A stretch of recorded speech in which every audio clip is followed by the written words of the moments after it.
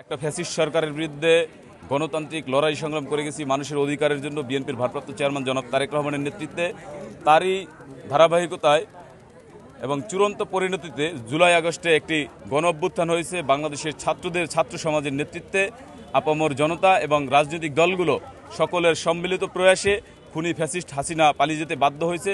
সেখানে বাংলাদেশ জাতীয়তাবাদী ছাত্রদলের প্রথম শহীদ ওয়াসিম আকরাম, আবু সাইদ সহ আমার 2000 ভাই জীবন দিয়েছে। তাদের জীবনের বিনিময়ে আমরা একটি নতুন বাংলাদেশ পেয়েছি, একটা নতুন সূর্যোদয় পেয়েছি।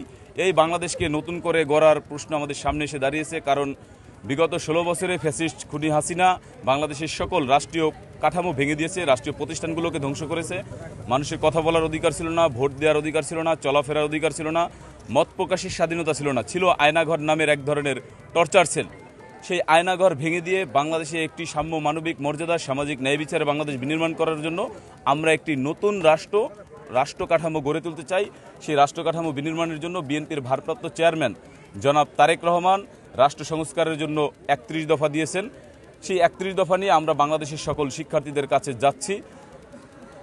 যেহেতু এই আন্দোলনটা শিক্ষার্থীরাই অগ্রণী ভূমিকা পালন করেছে এবং বাংলাদেশের রাজনীতির যে ইতিহাস ঐতিহ্য, সেই 52 ভাষা আন্দোলন, 71 মহান মুক্তিযুদ্ধ, 90 স্বৈরাচার বিরোধী আন্দোলন, 7 সালের 11 সরকার বিরোধী আন্দোলন এবং সর্বশেষ 24 যে গণ অভ্যুত্থান হয়েছে সেটা ছাত্রদের নেতৃত্বেই হয়েছে।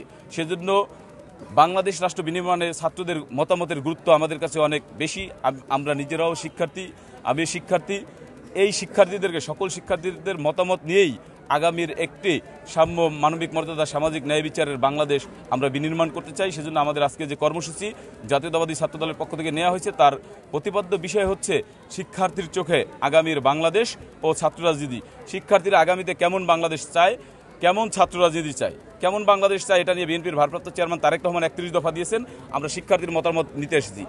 সংস্কারের কথা, আইনের শাসনের কথা, মানবাধিকারের কথা, নির্দলীয় নিরপেক্ষ সরকারের ভোটাধিকারের কথা, ভোটাধিকার প্রয়োগের কথা, কৃষক যেন তার পণ্যের ন্যায্য মূল্য পায়, শ্রমিক যেন তার শ্রমের মজুরি পায়, দুর্নীতিমুক্ত বাংলাদেশ বিনির্মাণের জন্য করনাইপাল নিয়োগ দেওয়া, মিডিয়া কমিশন গঠন করা, অর্থনৈতিক কমিশন গঠন করা, সকল ধর্মের মানুষ যেন স্বাধীনভাবে তার ধর্ম পালন করতে পারে সেই সুযোগ তৈরি করা এবং বাংলাদেশের অধিকারকে প্রাধান্য দিয়ে বিদেশের সাথে একটা সম্পর্ক তৈরি করার বিষয়ে এই 31 দফার মধ্যে নির্দেশনা দেয়া আছে। এই 31 দফা নিয়ে আমরা যাচ্ছি। 31 দফার মধ্যে 2টি দফা খুবই গুরুত্বপূর্ণ, সকল দফাই গুরুত্বপূর্ণ।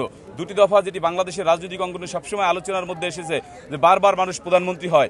শেখ হাসিনা ভোট চুরির মাধ্যমে বারবার প্রধানমন্ত্রী হয়ে একটা রাজনৈতিক দলের নেত্রী থেকে ফ্যাসিস্ট হয়ে গেছিল, যার ফলশ্রুতিতে তাকে বাংলাদেশ ছেড়ে পালিয়ে যেতে বাধ্য হয়েছিল। বিএনপির ভারপ্রাপ্ত চেয়ারম্যান জনাব তারেক রহমান এই রাজনৈতিক নেতাদের ফ্যাসিস্ট হওয়ার রাস্তা বন্ধ করে দিতে চান। সেজন্য তিনি বলেছেন পরপর 2বারের বেশি কেউ প্রধানমন্ত্রী হতে পারবেন না।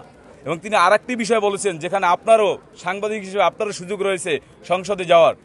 বর্তমানে 1 কক্ষ বিশিষ্ট সংসদ রয়েছে, সেই সংসদ 2 কক্ষ বিশিষ্ট হবে। যারা বিভিন্ন শ্রেণী পেশার মানুষ, শিক্ষক, ডাক্তার, ইঞ্জিনিয়ার, বুদ্ধিজীবী, লেখক, গবেষক, সাংবাদিক, আইনজীবী সহ সকল পেশার প্রথিতযশা মানুষদেরকে নিয়ে তাদের যে মেধা, তাদের জ্ঞান, তাদের প্রজ্ঞা, অভিজ্ঞতাকে কাজে লাগিয়ে তাদেরকে লাগানোর জন্যই তাদেরকে সংসদের উচ্চকক্ষে জায়গা দেবে, যেন এই আমাদের লক্ষ শহীদের রক্তের বিনিময়ে অর্জিত বাংলাদেশ আর কখনো পথ না হারায়। এই তাদের পরামর্শেই আগামী দিনের বাংলাদেশ চলবে এবং সংসদ তাদের পরামর্শে চলবে। আইন প্রণয়নের ক্ষেত্রে তারা গুরুত্বপূর্ণ ভূমিকা রাখবে। এটি কেবলমাত্র তারেক রহমানের নেতৃত্বেই এটি সম্ভব হয়েছে। এবং আপনারা আরও জানবেন, 70 অনুচ্ছেদ নিয়ে আলোচনা হয়। আপনারা জানেন যে 70 অনুচ্ছেদের কারণে এমপিরা, সংসদ সদস্যরা কোথাও সংসদে তারা মতামত প্রকাশ করতে পারে না।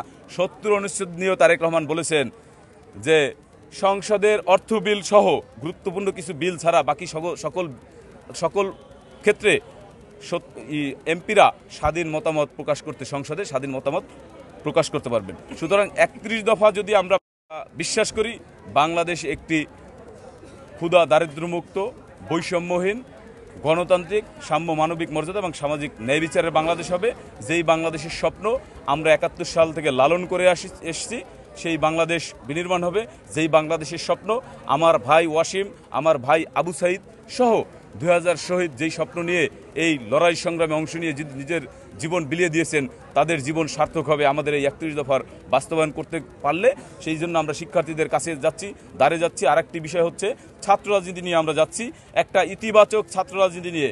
বাংলাদেশের ছাত্র রাজনীতির নামে গত 16 বছরে ছাত্রলীগ একটি অপরাজনীতি করেছে। ক্যাম্পাসগুলোতে হত্যা, ধর্ষণ, সন্ত্রাস, মাদক, হল দখল, ক্যান্টিন দখল, টেন্ডারবাজি, চাঁদাবাজি, ফাও খাওয়া, এই ধরনের একটা অপরাজনীতির অভয়ারণ্যে পরিণত করেছিল ক্যাম্পাসগুলোকে, যার কারণে শিক্ষার্থীদেরকে অতীতের ঐতিহ্যের ধারায় এবং ইতিবাচক ধারায় ফিরিয়ে নেওয়ার জন্য জাতীয়তাবাদী ছাত্রদল শিক্ষার্থীদের কাছে যাচ্ছে।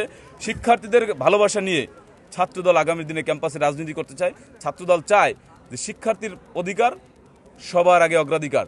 যে শিক্ষার্থীর অধিকার ধারণ করতে পারবে না, শিক্ষার্থীর মতামতকে ধারণ করতে পারবে না, তার জাতীয়তাবাদী ছাত্রদলের কর্মী হওয়ার যোগ্যতা নাই। ছাত্রদল রাজনীতি করবে, ক্যাম্পাসে খেলাধুলা রেগুলার হয় কিনা, খেলার মাঠ আছে কিনা, ক্যাম্পাসে ডিবেটিং ক্লাব আছে কিনা, ক্যাম্পাসে কালচারাল প্রোগ্রাম হয় কিনা, ক্যাম্পাসে প্রতি বছর যে শিক্ষা সফর হয় সেটা হয় কিনা, ক্যাম্পাসে গবেষণাগার আছে কিনা, এই বিষয়গুলোতে শিক্ষার্থীর প্রতিনিধি হয়ে শিক্ষার্থীদেরকে সাথে নিয়ে এই দাবি আদায়ের জন্য ছাত্রদল সোচ্চার থাকবে এবং এটাই ছাত্রদলের রাজনীতি। এর বাইরে ছাত্রদলের কোনো রাজনীতি নাই। শিক্ষার্থীদের ভালোবাসা নিয়ে সেই 90-এর দশকে ছাত্রদল বাংলাদেশের সকল শিক্ষা প্রতিষ্ঠানে বিপুল ভোটের ব্যবধানে পূর্ণাঙ্গ প্যানেলে যে ছাত্র সংসদগুলোতে নির্বাচিত হয়েছিল, ডাকসু রাকসু আপনারা জানেন, আমানুল্লাহ আমান, রুহুল কবির রিজভী সহ বাংলাদেশের সকল শিক্ষা প্রতিষ্ঠানে যেভাবে নির্বাচিত হয়েছে, ঠিক একইভাবে শিক্ষার্থীর ভালোবাসা নিয়ে আগামী দিনে ক্যাম্পাসগুলোতে ছাত্রদল নেতৃত্ব দিতে চায়।